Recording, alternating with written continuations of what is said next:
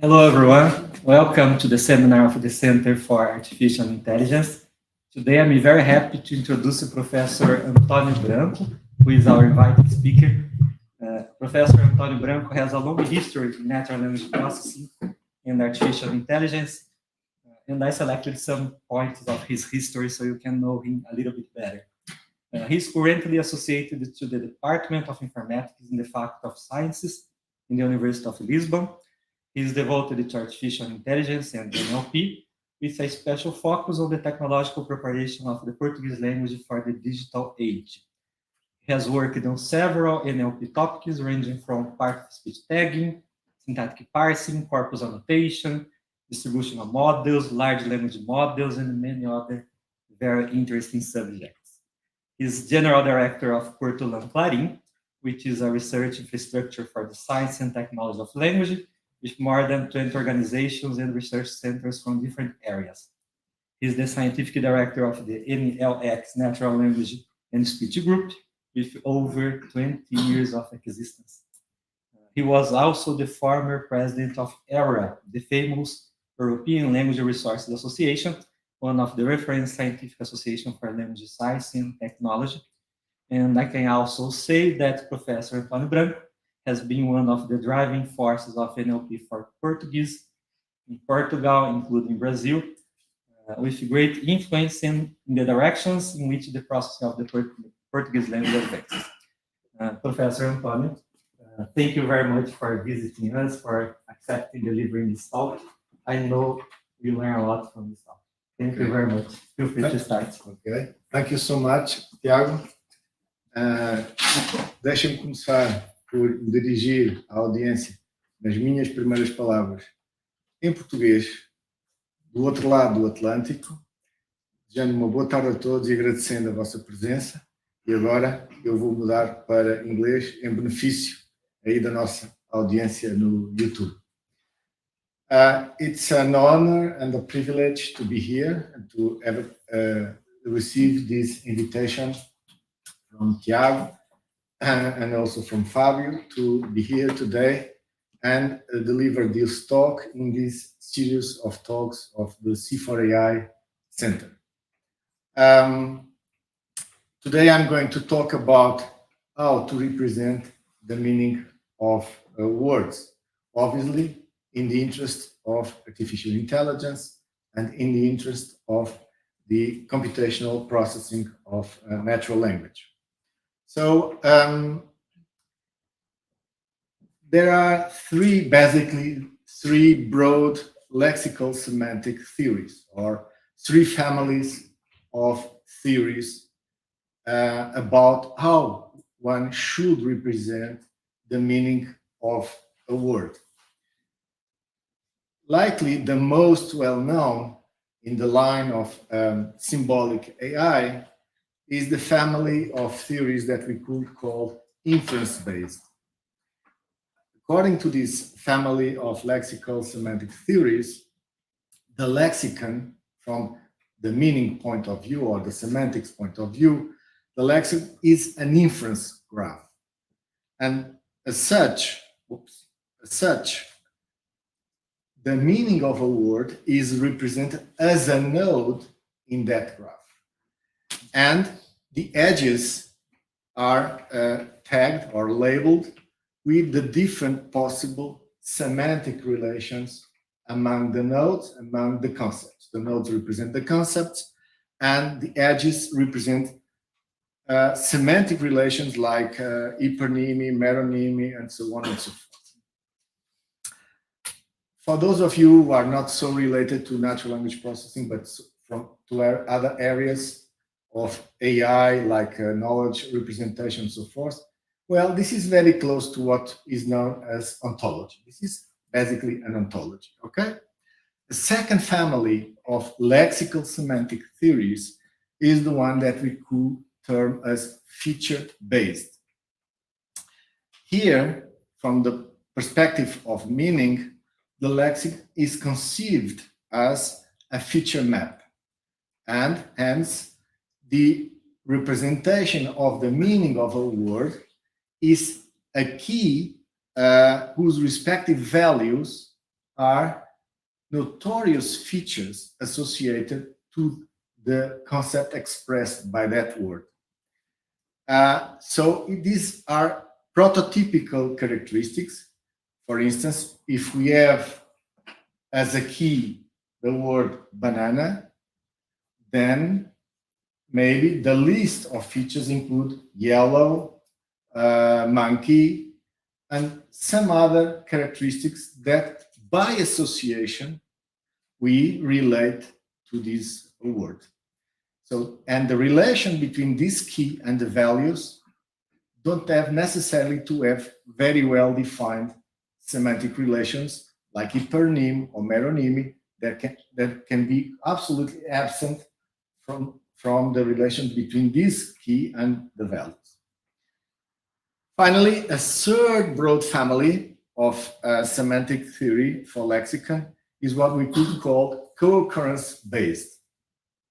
Here, the lexicon is viewed as a vector space, and the meaning of a word is represented as a vector in that space where the components somehow relate to the co-occurrence patterns into which this word appears, and hence the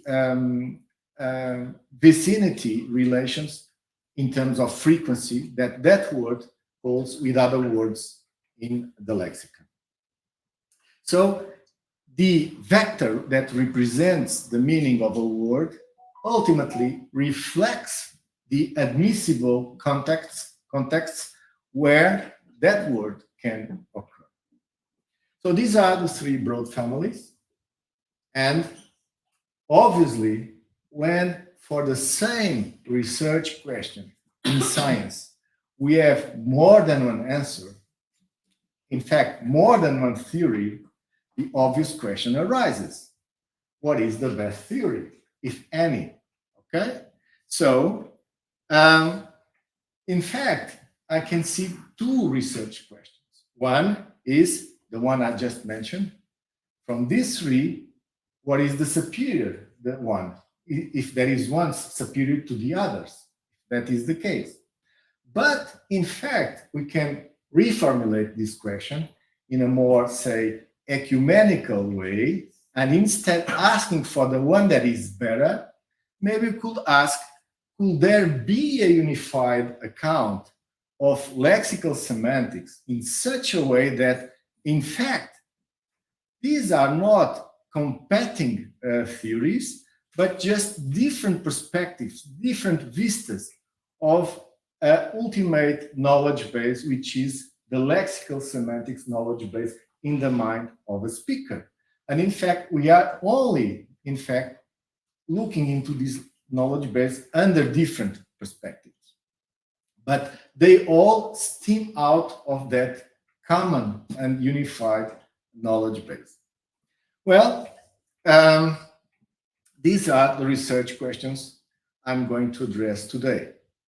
And you may say, look, these are the research questions that are holding for decades in the literature. How come that this guy comes here today and wants to address this?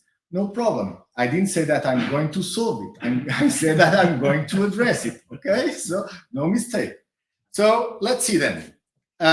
So we have three lexical semantic theories, and we have two research questions. And I'm proposing one methodology to advance in the answer to these questions. Let's see. So we are going to consider three instances of knowledge bases, each one instantiating one of these three theories. For instance, for the inference-based theory, we are going to grab a knowledge base that was built under that theory, the very well-known WordNet. Here I'm only considering English, okay? And as of today, WordNet for English, the well-known Princeton WordNet, as around or superior to 120,000 concepts, 120,000 nodes in the graph.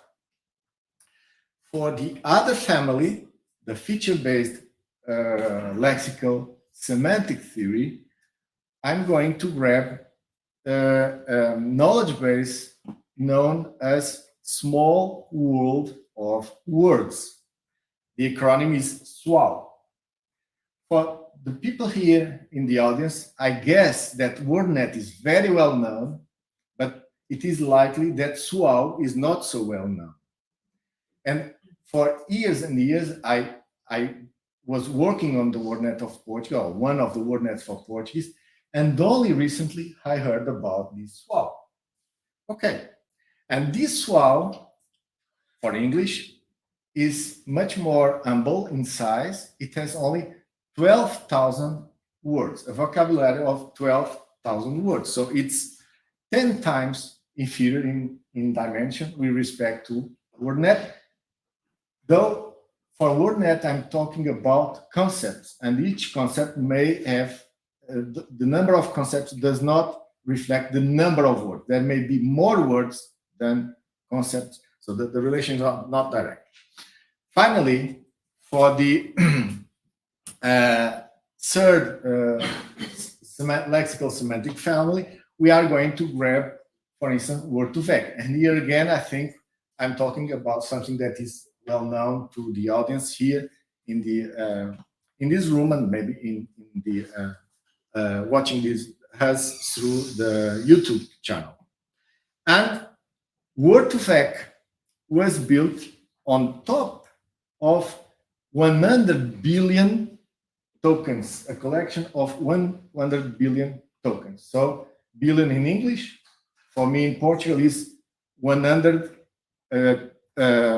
million of thousand of millions, because the English and the Portuguese system are not completely aligned here. So we are talking 100,000 million of words, a corpus of that size. That was what was used to extract the word2vec. Fine, but then we have more, because here we are lucky, and people produce more than just one, and we have fast text, glove, and dependency word2vec, and the BERT-based encased.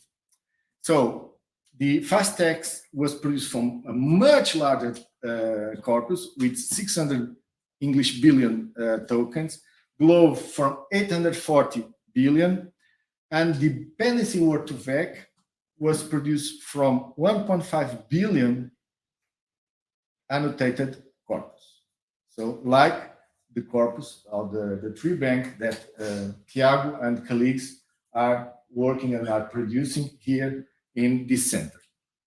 And for the BERT, we just pick the last two layers of the BERT model after being trained. Okay, nice. So we have three knowledge-based instances. And now for our methodology, what are we going to do? We are going to make all these different knowledge bases to be represented under the same format, so that then we can manipulate and handle all of the knowledge base under the same procedures. So we are going to do this in two steps. First step, we convert the map of SWOW into a graph. Now we are having two graphs, WordNet and SWOW. And then we are converting these two graphs into embeddings. And then we have all our knowledge base in the format of embeddings. So in the format of vectors in a vector space. All right, so how are we going to do this? Well, we are going to map, to convert the map to graph. But first, let me just rapidly say how SWOW was built. So SWOW was built by queuing laypersons this way. A word was shown, obviously, in a screen to a layperson, and that layperson was asked to indicate 3 words that came to his mind. And that was it, okay? And then this was done with over 80,000 subjects, 80,000 lay persons. And obviously, then they collected the 100 top words that relate to the keyword. And obviously, say banana, the word banana has another word to which it is more frequently related, a second less frequently related, and a third, and so on. And this is going to provide us the weights to the edges in the graph into which we are converting the map. Okay? All right, so here we are just following a paper from 2016 from Colling, from Dedane and colleagues. So we are not producing anything new, we're just reusing this stuff from the literature, converting SWAL to a graph. Now, we need to convert the graphs to vectorial spaces, okay? So we are going to convert these two graphs now, the WordNet, which is originally a graph, and the graph that resulted from converting SWAL into vectors of size 300. Why is this size? Because it's the size typically Word2Vec and the other word embeddings have for their vectors. Okay, and here we have at our disposal different types of techniques. We have the technique of edge reconstruction, the technique of random walk, and the technique of matrix factorization. Each one of these families have plenty of different possibilities and options, and we try to grab one of the best in each class for this conversion. So these techniques allow us to convert graphs into word embeddings, where such that the word embedding reflects the relations of that word inside the graph. Okay, I could just spend the rest of my talk talking about this with all the technicality, but that is the less interesting part. What is interesting is the results that you can obtain, and if you are really interested about this, you can refer to the paper we published. So I'm going to skip this more technical part. Okay, but obviously they are not always, they don't offer us the same advantage and disadvantage. For instance, the edge reconstruction stuff focus on local info, but allows efficient training, while random walk really is able to visit the global information and is efficient, but does not ensure an optimal output. And finally, matrix factorization really access the global information. When you are in one of the nodes of the graph, it really access all the information around that node, but it provides algorithms that are not efficient, but it provides optimal results. Just to give you an idea, this stuff of random walk, which one of the best, is the following. We just jump from node to node randomly in the graph, visiting the nodes. And as soon as we visit one node, we write that word in a text. Then we visit another word, we write the next word. So we are building a kind of a synthetic text that reflects the words that we are traversing. And it's from the text, using the typical word embeddings algorithms like Word2Vec, that we extract the word embeddings. Okay? Well, and then finally, because these render very good results in another paper, we are going to use pointwise multiple information transformation, though this is not one of the techniques to convert graphs into embeddings. All right, so we have now all our knowledge bases in the same format, okay? And now we are going to proceed with comparative probing of them. Comparative probing in which sense? Along two dimensions. we are going to do cognitive probing. So we are going to try to figure out which one of them is more plausible, cognitively speaking, which one of them is more cognitively plausible, okay? And for that purpose, we are going to experiment with a task of prediction of word-based brain activation. So giving a word, our system is going to predict which parts of the brain activates. And we are using a data set from 2008 from Michel and colleagues. They collected data from 9 subjects that were exposed to 60 words with 6 repetitions, not the same word several times. And the word was presented with a companion representation figure. So the task is to map from lexical vectors of size 300 into the vectors that represent the fMRI image, okay? And that fMRI image reflects the levels of activation of the different vortex in the brain. So, and the second probing is more close to our interests, is technological probing. So we are going to proceed with intrinsic evaluation, okay, taking into account semantic similarity and semantic relatedness. These are very classical data sets. And then we are going to proceed with extrinsic evaluation in what is known these days as downstream tasks.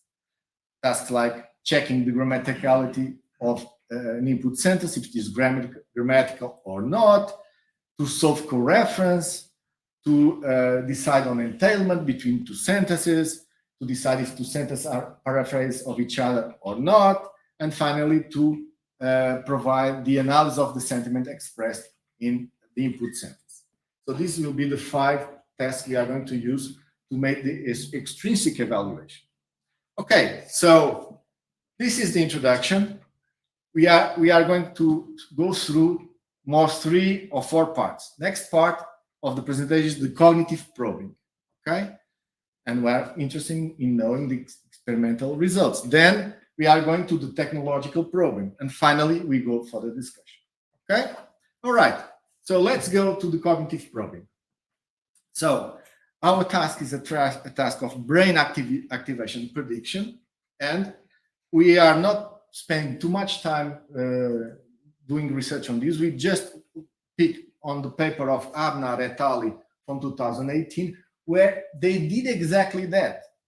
They experimented, or they tried with a large experimental space where they experimented very different architectures of deep learning with different options. And then they figure out that there are some combinations that are best performing to solve this task. So we just grabbed what they found, what was a best option in that case. So it's a neural network from Abnar 2018. And then what we have done was, so here is the result with the word-to-vec and companions in the co-occurrence-based approach. And here is the feature-based approach of SWAL. And this is the inference-based of WordNet. And with WordNet, we have 2 lines because we experimented with only 60K and the double, 120K. Why? Well, because of the computational footprint, it was not possible in our machines to do the inversion of the matrix with such size. We could only do with that size, okay? And now we have here, okay, the hierarchy of performance. And the best one was the dependency word-to-vec. So the word embeddings that were produced with dependency trees, taking dependency trees and dependency relations into account, perform the best to predict the brain activation. So, answering our question from 1 hour ago, yes, linguistic processing of old-fashioned style is important, okay? Now, looking into the other 2 families, we experimented with the 3 methods plus the PMI to convert graphs into embeddings. And we see here that the best result is for the feature-based with 81.24 accuracy.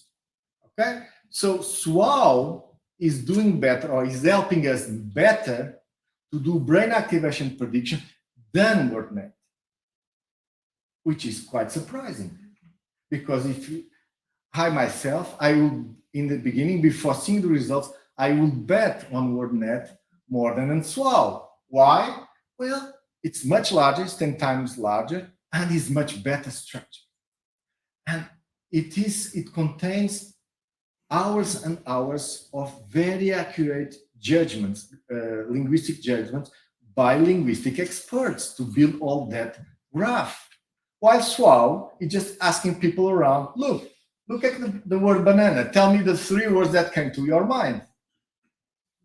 You asking the brain connections, directly asking. Yeah. But in the other case, you are also asking the brain connections because you know that a dog is a mammal, and everyone recognizes that. Okay, it's not arbitrary. In any case, all right. So SWAL is doing better in this cognitive probing, and look, is doing almost as good as the large word embeddings trained from large collections of text. It's the second close, very close to 82, okay? Which is also, it's not surprised that it beats WordNet, but it really gets very competitive results with word embeddings extracted from large corporate. All right, nice. Okay, that's what I said. Now what? Now let's go to the technological probing, okay? And here we are going first to the intrinsic evaluation. And for many years, people in the literature develop a number of data sets to test word embeddings with respect to word similarity and word relatedness, okay? How? Well, they provided pairs of words and ask annotators to give a score between 0 and 5, where 5 is maximum, if the 2 words were semantically related or not related, 0. Okay? And this was done by human annotators. Okay? So, and now what we do is we take the cosine from the vectors that represents our words in the pairs, okay, and projects to this scale between 0 and 5. Okay, so let's say that we have chair and table. We go to our word to vec, we pick the vector for chair, we pick the vector for table, we take the cosine, and now we project to the scale 0, 5, and we compare to the gold that should be that relation between the semantic relation between chair and table. And the same for the other pairs in the data set. Okay? Well, then let's look. Here we have the results for SWAL. Okay? So, and again, we have the 3 techniques of converting graphs into embeddings and the PMI. And here we have 3 data sets for semantic similarity and 3 data sets for semantic relatedness. I believe many of you here in the audience have worked in some point in the past with some of these data sets, Simlex 999, WordSim, and so on and so forth. And what we see is that we are getting the best results here with very nice results with this matrix factorization technique, but above all with the PMI, which after all is not a technique to convert graphs into embeddings. All right, now we see the results for WordNet. They are there. Again, SWAL is beating WordNet, and we see the results for the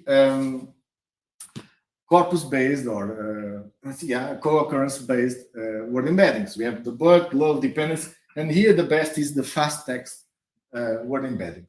Okay.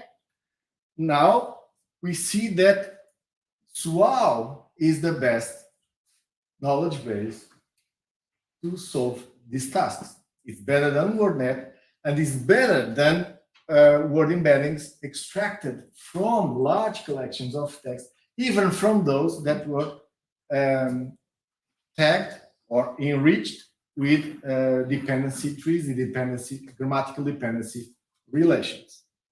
All right. So now what? Let's go now to the extrinsic evaluation. See how these knowledge bases, lexical knowledge bases, may help or not in solving the tasks that we saw before.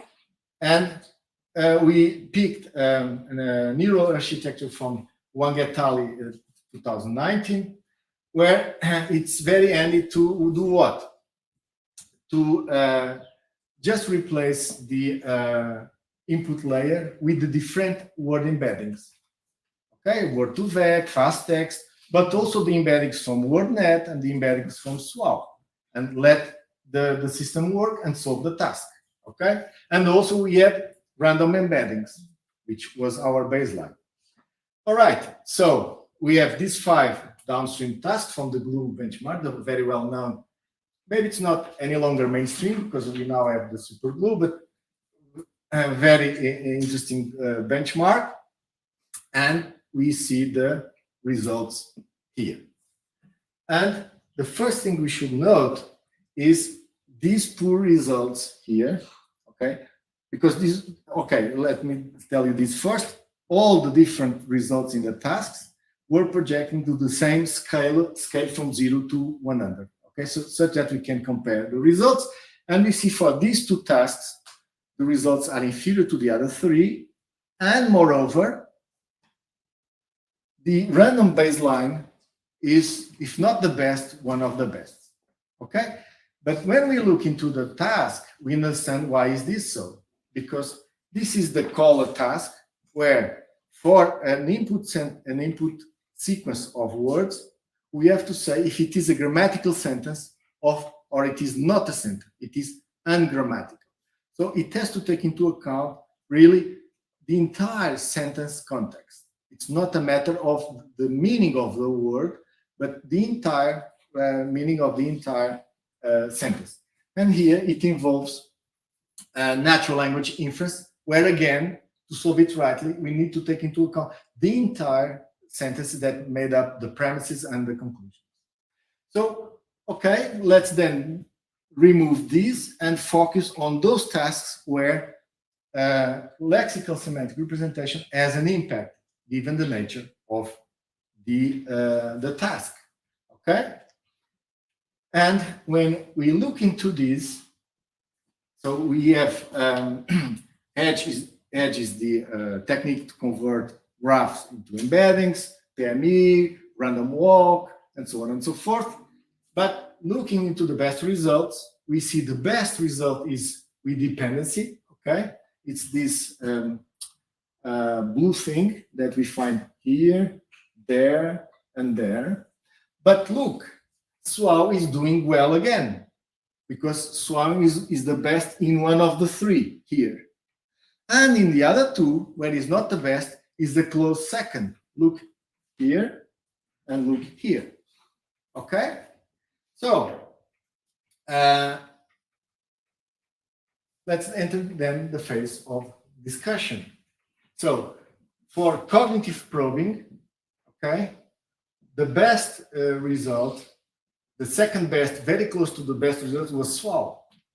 In intrinsic evaluation, the best solution was provided by SWAL, and the second best in 2 of the 3 was SWAL. In one of the 3, the best was SWAL. So clearly, SWAL is emerging as the most competitive knowledge base of lexical semantics. All right, so our proposal consists in an innovative methodology to comparatively probe lexical semantic theories. And we think that we found non-trivial empirical result. Okay, the feature map lexical knowledge base is superior to the other knowledge bases. Okay. Notice we have great cognitive plausibility, especially when we consider the size of the two graphs. So SWAL is made of 12,000 words. WordNet is made, that we use, the subset we use is made of 60,000 words of vocabulary. It has great technological usefulness. So when compared with DEP, dependency word2vec, which has 175,000 words in the vocabulary, okay? And you can compare with the size, or recall the size of the corpora used, huge quantities of data. And in our view, it has great potential for improvement. Why? Well, because the lexicon of an adult speaker is estimated to be of 40,000 words. So if our SWAL only has, as of now, 12,000, so if we really enlarge it to really compare to the size of an adult lexicon, well, we should expect these results to even improve more. So this surprised us. I think this is really interesting because, in fact, SWAL is kind of a neglected knowledge based for lexical semantic representation, and it has been not so well considered in the literature. Okay, so the other result is, well, look, we are talking about English. And as it is usual in all other dimensions of natural language processing, here again, we find the need to develop such resource for Portuguese. Okay? Here it is, if you are an MA student or a PhD student, rush, because you have here a very great opportunity to really be famous. Okay? Just get 80,000 people to work for you. All right? No, you just play this in Amazon Turk, or you just ask our colleagues in the faculty or in the university, and all will happily contribute with the association of three words that came to their mind. So this is fantastic. So it's cheap and easy to implement. Okay? Continuation of the discussion. Okay, let's come back to our research questions. Could there be a unified account of lexical semantics, or is it the case that one theory is superior to the others? Well, ideally, what we would like to do is really to be able to convert to any representation to any other representation. But that's something that we don't know yet. You know, when I say we, it's not just we, the authors of the paper, but in the literature, we don't know yet how to do. We know how to come from WordNet into embeddings. We know how to come from SWAL to embeddings. That's what I showed. And before our work, people already worked a lot in coming from embeddings to WordNet. There are a number of papers, good progress in picking sets of word embeddings obtained from large corpora and project WordNets. What we don't know yet, because it was not researched so far, maybe, is how to come from word embeddings into SWAL-style knowledge base, and how to circulate between WordNet and SWAL, if that is possible at all. Let's see. Okay? That will be very interesting, that we could circulate among all the different representations of lexical meaning. That will be a step forward that will help us to be in a better position to answer these questions. Then again, if you are an MA student or a PhD student, each one of these red arrows will make you famous if you really are successful in handling and tackling this problem. Okay? So then the other question, how to merge all of them in a single knowledge base.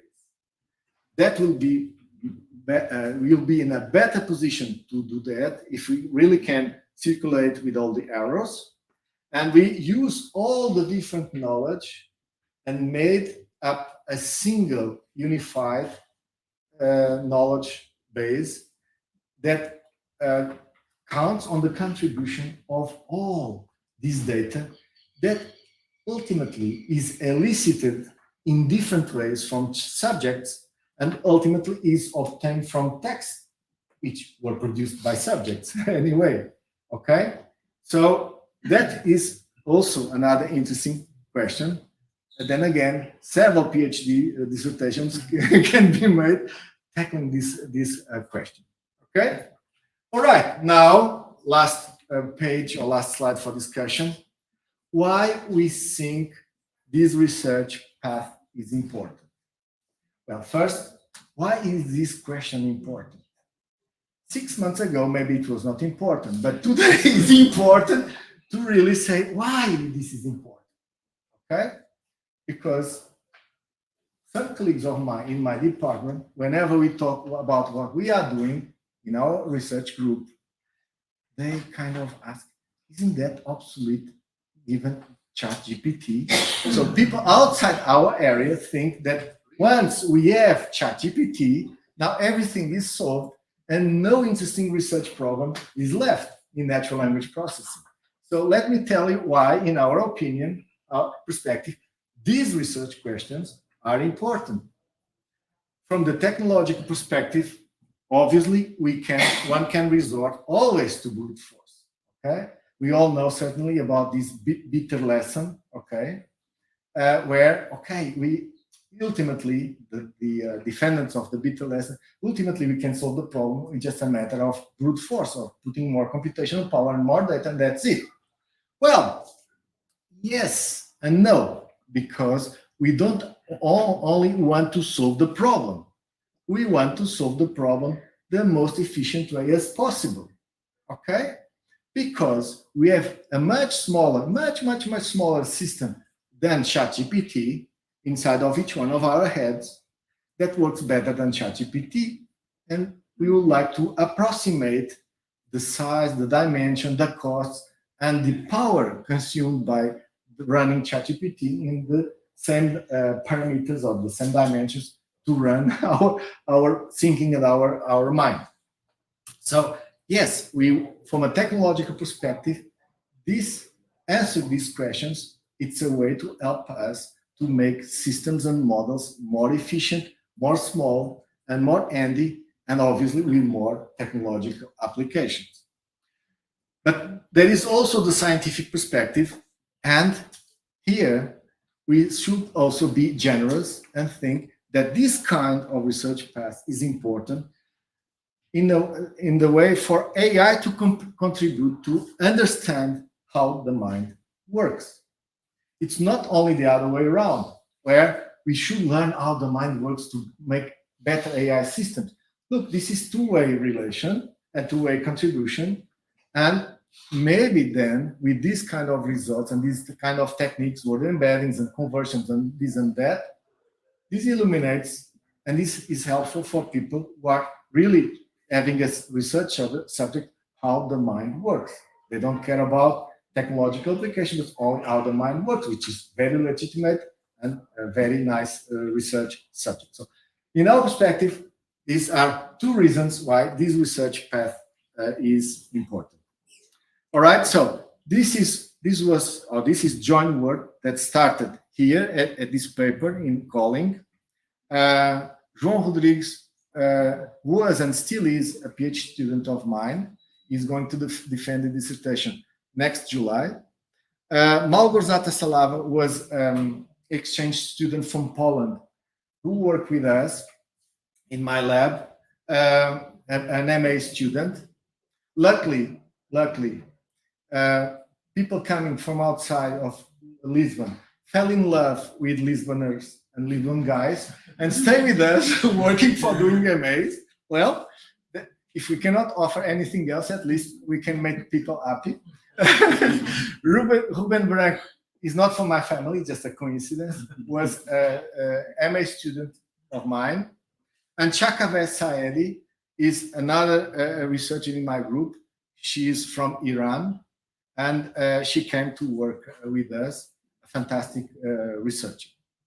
So this is joint work with all these persons, and I want to thank you for your attention and patience. And I'm happy to talk.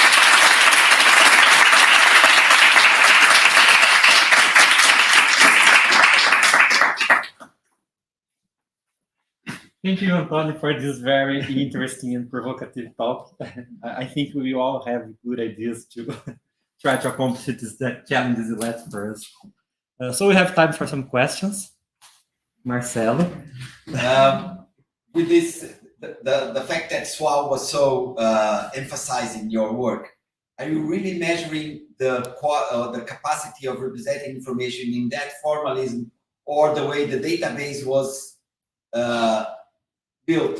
Because the database was built from mind association, not necessarily with in one representation. I mean, I didn't see the strong use of that representation in the evaluations that we made. The fact that the database was built using mental associations, maybe that was the strong point that you see. Well, I think we should separate two things. One is the source of the data, okay? How do we elicit the data that we are going to store in some representation format? And we need to separate that from the representation format, okay? And the representation format, it's kind of, I will not say arbitrary, but can be changed. That's in part what we have done, because these guys who produced SWAL produced a map, okay? An hash table, say.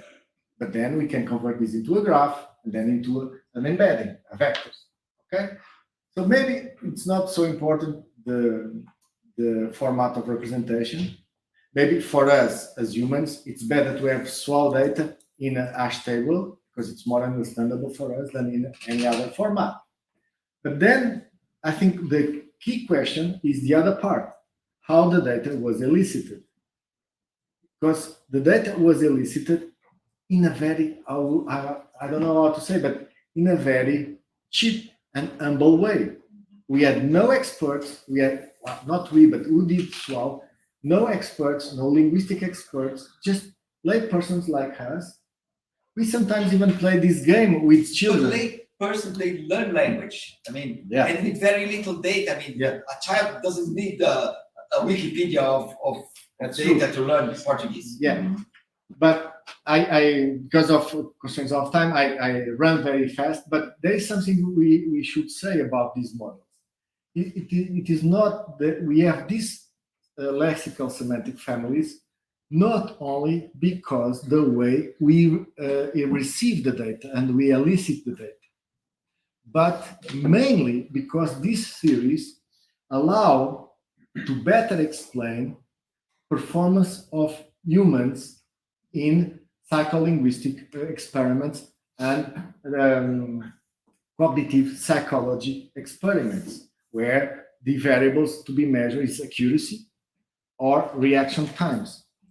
And you have a whole industry in our colleagues of psycholinguism and cognitive psychology that have researched and are researching for decades, and they are really imagining experiments with subjects where they are trying to answer this question. Which one of these two theories of organizing the mental lexicon is better in the face of this empirical evidence that we gather in vitro in our labs, okay? So these different lexical theories, it's just not a matter of taste or convenience. They are there because there are plenty of other evidence supporting it, especially from the psycholinguistics literature.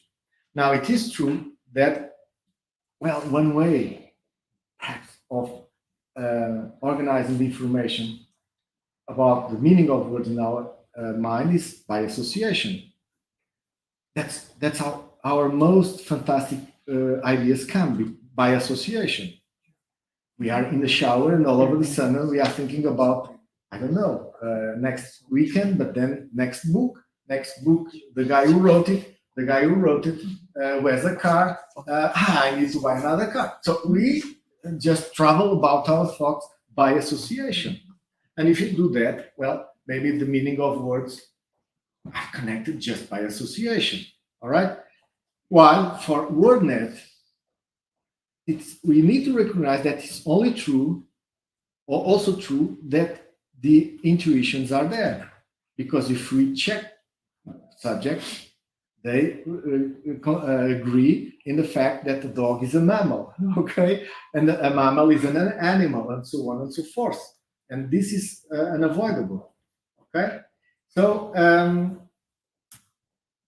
who knows, this, now I'm completely speculating, this may have to do with these two mind systems of Kahneman, the system 1 and the system 2, where you think fast and with low reliability, or then the system 2, where you think slow, but you get results that are more reliable. That's when you are reasoning in a mathematical way, and you are demonstrating theorems or really going through well-drafted arguments, while in the other way of thinking, you are fast, because you are just reacting to something that is usual and usually associated with each other, and so on and so forth. So this has perhaps more profound implications in that direction about how the mind works. Any more questions? Another question. Tem questões no YouTube? We have one question in YouTube, but I think you have already answered. Do you see some... let me see the question. I forgot it, sorry. Would you consider the existence of a common structure between semantics, cognition, and technology? Difficult question. Between semantics and cognition, likely yes. Between that and technology, likely not. Okay? Notice, people say, oh, look, people have tried to make objects to fly, and these objects that fly, the planes, do not behave like birds. They don't flap wings. All right? Yes, but they do still have wings. So it's a bit what is happening with these transformer models. Okay, they have artificial neurons. They learn, but all these mechanisms are quite different from how the human neurons learn.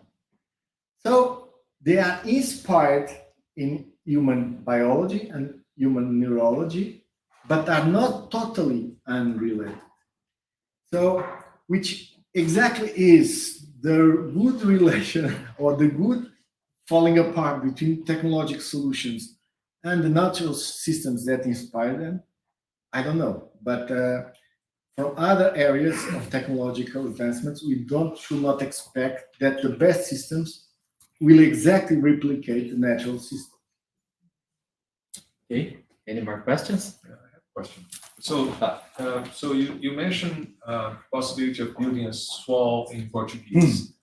This may be a very naive question, okay? But would you expect the structures for Brazilian or Portuguese people to be different in the following sense? Suppose I take swall now and I use the best possible translator between English and Portuguese, and I get a Portuguese swall just from translation. Would asking people reveal something about their mind? So is a banana the same in Brazil as in the United States? Certainly not. It's not. But I mean, That's a really nice question. I confess I have not thought about it before, but my immediate answer is no. These associations are very culturally driven. So I think that if you ask, say, in Portugal, you killed a Portuguese with the word mango, what do we think? We think boat, by boat or by plane. While here in Brazil, you may think autumn because I learned today it's the season of mangoes and some other more related words. So yeah, I think it's going to be even inside the same language or the same variant, different groups, you'll get different swaps, I would say. Okay, but what is interesting is that obviously this was done by Australians, I guess. I don't know, I'm not sure. This was made by Australians. But look how competitive are the results with respect to word nets made by guys working in Princeton. Well, maybe there is something more profound in all these relations. I don't know. We have one more question from YouTube. Among the most famous NLP tasks, which one do you consider to be the one for which Portuguese lacks the most resources, including both models or data sets? No. I send I send my budget and then we can draft a contract and I don't know. I need to sit and think. It will be irresponsible from my side just tell something that comes from the top of my mind, just like that. Okay, so taking the opportunity about talking on resources and models, I told you before that you are involved in the initiative Portugal Clarim.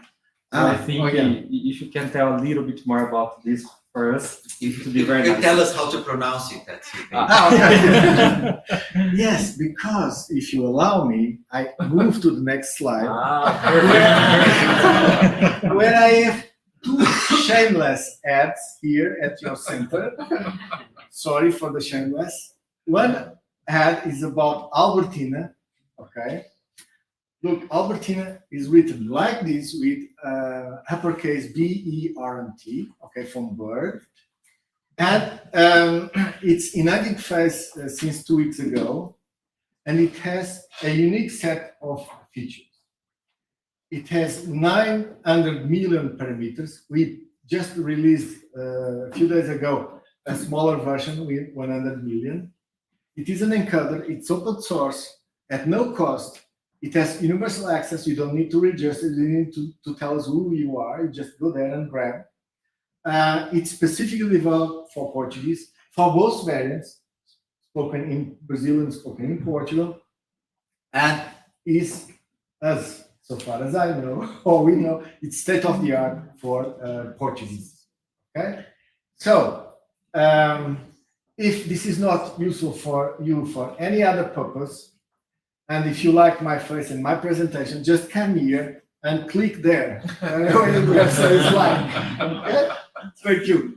Second shameless ad is about Portugal Clarim. It's not Clarim, it's Clarim.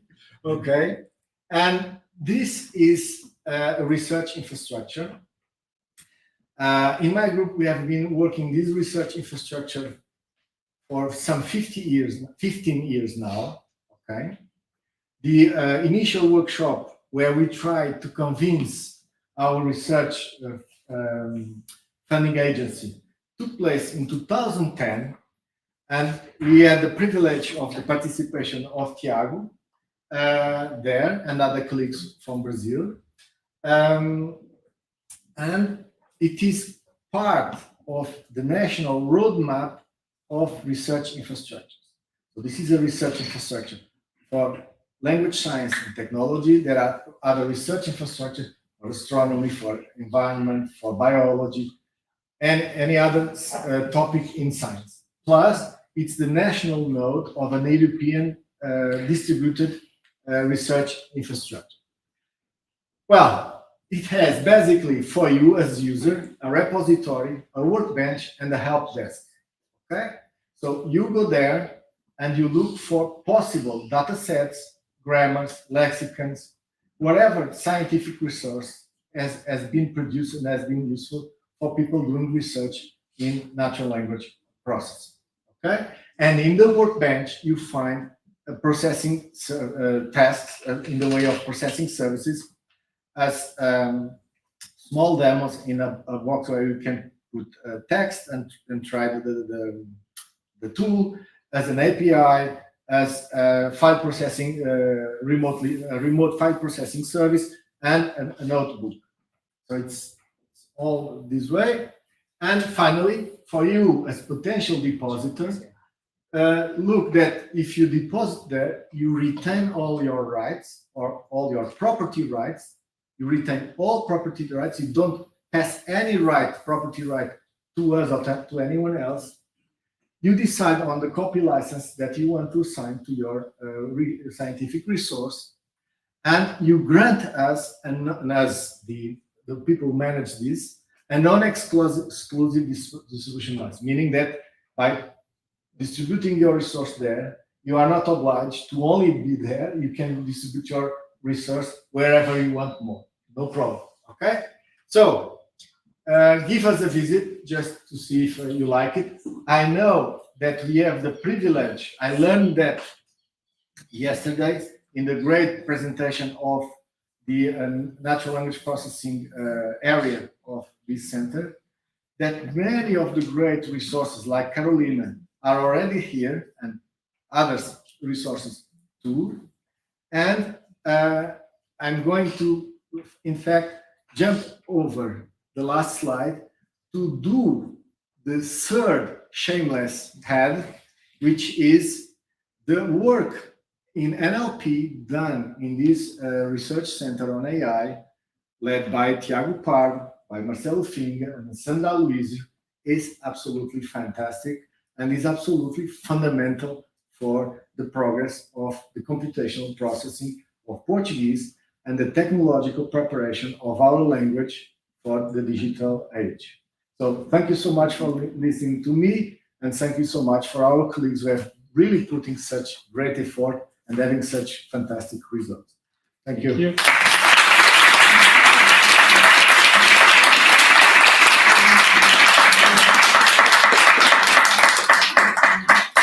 So I think we finish here. Thank you all for coming here, for watching the seminar. See you next time.